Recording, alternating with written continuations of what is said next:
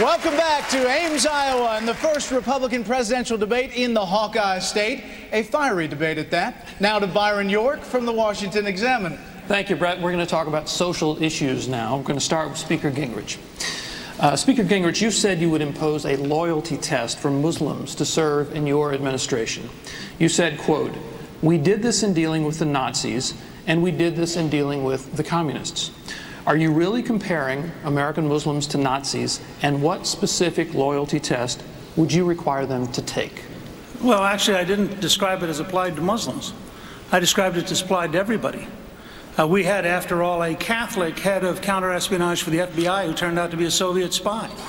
We've had a Cuban-American refugee who turned out to be a major Soviet spy, a major Cuban spy for over 20 years on behalf of Castro. My point was, there is nothing illegitimate about seeking to make sure that people are loyal to the United States if they work for the government of the United States. And I was responding to this insane moment where the New York Times attempted bomber, the guy who built the car bomb from Pakistan, was asked by the judge, who said to him, "But you swore an oath of loyalty to the United States." And he said to the judge, "I am your enemy. I lied." And the judge seemed mystified at the idea that somebody would have lied. And my point is, we now know, for example, from the Verona papers and others, there really were communist spies. And I would suggest to you we need security provisions across the board to ensure that those Americans in the American government are loyal to the United States. All right, next we're going to go, thank you, Speaker Gingrich. Next we're going to go to Mr. Cain. Mr. Cain, you recently said this about Governor Romney's Mormon faith, quote, "It doesn't bother me, but I do know it's an issue with a lot of Southerners." Could you tell us what it is about Mormonism that Southerners find objectionable? Well, I did make that statement, and it does not bother me, but because I live in Atlanta, Georgia, have been back in my hometown for 10 years, I listen to what people say. What they basically say is that they are not real clear about how his Mormon religion relate to the majority of the people's Protestant Christian religion in the South. That was the point that I was trying to make. It was not a dispersion whatsoever on his religion. I was simply saying what others have told me about not being real clear in understanding his religion. That's what it was. Mr. Cain, if I could ask one follow-up. You've already apologized for remarks you made about Islam. Is your focus on other people's religions hurting your campaign? It is not hurting my campaign, Byron, because my focus is not on other people's religion. Let me repeat myself and be real clear. I believe in the First Amendment to the Constitution. I believe that the government does not have a right to impose religion on people. But when you're talking about some of these sensitive issues, I think we owe it to ourselves to make sure people are committed to the Constitution of the United States of America first. All right. Thank you, Mr. Cain. Next, we're going to go to Representative Bachmann. In 2006, when you were running for Congress, you described a moment in your life when your husband said you should study for a degree in tax law.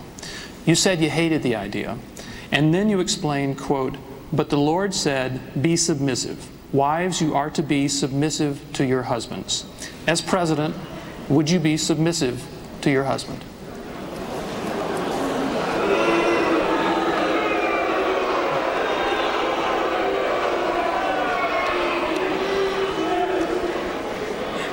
Thank you for that question, Byron. You're welcome, Marcus and I will be married for 33 years this September 10th. I'm in love with him. I'm so proud of him. And both he and I, what submission means to us, if that's what your question is, it means respect. I respect my husband. He's a wonderful, godly man and a great father, and he respects me as his wife. That's how we operate our marriage. We respect each other, we love each other, and I've been so grateful that we've been able to build a home together. We have 5 wonderful children and 23 foster children. We built a business together and a life together, and I'm very proud of him. All right. Thank you, Representative. Thank you, Ms. Bachmann. Now we're going to ask a few questions about gay marriage, starting with Governor Romney.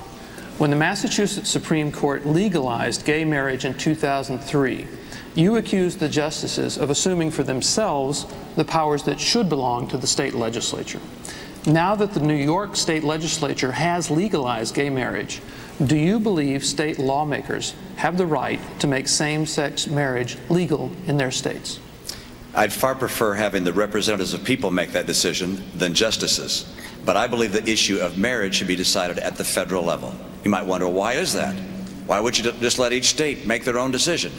And the reason is because people move from state to state, of course, in a society like ours. They have children as they go to different states. If one state recognizes a marriage and the other does not, what's the right of that child? What kind of divorce proceeding potential would there be in a state that didn't recognize the marriage in the first place? Marriage is a status. It's not an activity that goes on within the walls of a state. And as a result, our marriage status relationships should be constant across the country. I believe we should have a federal amendment of the Constitution that defines marriage as a relationship between a man and a woman. Because I believe the ideal place to raise a child is in a home with a mom and a dad. All right, thank you, Governor. Next, we'll go to Governor Huntsman. Recently, a Des Moines Register poll found that 58% of likely caucus goers, Republican caucus goers here in Iowa, consider support for civil unions a deal killer for a candidate. You support civil unions. Why are you right? And most of these other candidates, along with most GOP caucus goers, why are they wrong? Byron, I'm running on my record. I'm proud to run on my record. Some people run from their record. I'm running on my record. I believe in traditional marriage first and foremost. I've been married 28 years. I have 7 terrific kids to show for it. But I also believe in civil unions because I think this nation can do a better job when it comes to equality. And I think this nation can do a better job when it comes to reciprocal beneficiary rights. And I believe that this is something that ought to be discussed among the various states. I don't have any problem with states having this discussion, but as for me, I support civil unions. So the question was, why are they wrong? Why are they wrong? They're not wrong. All I'm saying is this ought to be an issue that takes place at the local level of government. That's where these decisions ought to be made. And as for those who were polled, everybody can come to this with their own point of view. I believe in traditional marriage, but I also believe that subordinate to that, we haven't done an adequate job when it comes to equality. That's just my personal belief. Everyone's entitled to their personal belief, too. All right, thank you, Governor. Next question is for Representative Paul. You've often said you believe defining marriage is a job that should be left to the states. Recently, Senator Santorum asked if a state wanted to allow polygamy, would that be okay too? What's your answer to that? Well, that's sort of like asking the question if the states wanted to legalize slavery or something like that. That is so past reality that no state is going to do that. But on the issue of marriage, I think marriage should be between a single man and a single woman, and that the federal government shouldn't be involved. I want less government involvement. I don't want the federal government having a marriage police. I want the states to deal with it if they have to, if they need to. But if you didn't even need the states, really, why do we have to have a license to get married? Why don't we just go to the church? And what other individuals do, why can't we permit them to do it? Whatever they call it, that's their problem, not mine. Just so nobody else forces their definition of marriage on you. That is what we have to prevent. So I would say less government would be better. If you have to have regulations, let the state governments do it. All right, Senator Santorum, you're looking incredulous. Response? Well, it sounds to me like Representative Paul would actually say polygamous marriages are okay. If the state has the right to do it, they have the right to do it. And it is not beyond reality, Ron. It is exactly what's being offered in other states right now, and it's being litigated in our courts right now, which is exactly how gay marriage came about, as we see here in the state of Iowa, where 7 justices forced gay marriage on the people of Iowa. I was the only one on this panel who came to Iowa last year and made sure that those 3 justices were defeated. I campaigned and worked to make sure those justices were defeated, because we can't have... You could finish, Senator. Okay, we can't have 50 marriage laws. This was the approach that the left took on abortion, which is to pick a few states, pick a few courts, and then go to the Supreme Court and say equal protection. You can't have different state laws, and then you'll have 9 people up at the Supreme Court deciding what marriage is in this country. You have to fight in each state, and that's where I disagree with Rick Perry. I disagree with Michele Bachmann. I will come to the states and fight to make sure this strategy of picking off a state here and there does not be successful in transforming marriage. Congresswoman Bachmann, quickly. Thank you. I support the federal marriage amendment because I believe that we will see this issue at the Supreme Court someday. And as president, I will not nominate activist judges who legislate from the bench. I also want to say when I was in Minnesota, I was the chief author of the constitutional amendment to define marriage as one man, one woman. I have an absolutely unblemished record when it comes to this issue of man-woman marriage. All right, our next question, thank you, Representative Bachmann. Our next question is for Senator Santorum. In June, you said, quote, "I believe that any doctor who performs an abortion should be criminally charged for doing so. You would allow no exceptions for cases of rape and incest." Polls have long shown that large majorities of Americans support at least some exceptions for abortion. Are your views too much even for many conservatives to support? You know, the Supreme Court of the United States, on a recent case, said that a man who committed rape could not be killed, would not be subject to the death penalty. Yet the child conceived as a result of that rape could be. That to me sounds like a country that doesn't have its morals correct. That child did nothing wrong. That child is an innocent victim. To be victimized twice would be a horrible thing. It is an innocent human life. It is genetically human from the moment of conception, and it is a human life. And we in America should be big enough to try to surround ourselves and help women in those terrible situations who've been traumatized already, to put them through another trauma of an abortion, I think is too much to ask. And so I would absolutely stand and say that one violence is enough. Thank you, Senator. Our next question is for Governor Pawlenty.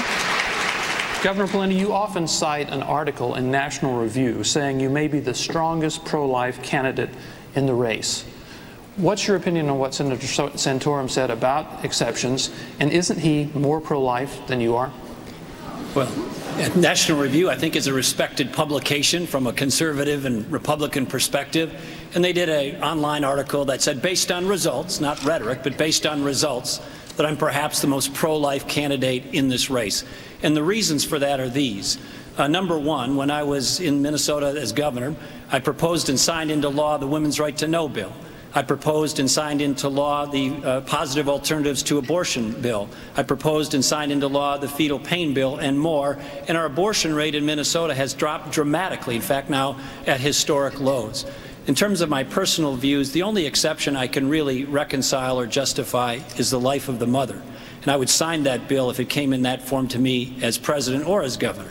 But if another bill came with other exceptions that substantially advanced the pro-life cause, I'd sign that bill too, because I want to make progress to limit and ultimately end abortions in this country, and I want to move the pro-life cause forward, and I have. And that's why that publication said I perhaps am the most pro-life person on the stage based on results, not just rhetoric. One brief follow. Do you support criminal charges for doctors who perform abortions? I think there should be absolutely consequences for doctors who perform abortions if it's illegal and when it's illegal, and possibility of criminal sanctions or severe civil sanctions. I don't think the woman involved should be criminally sanctioned.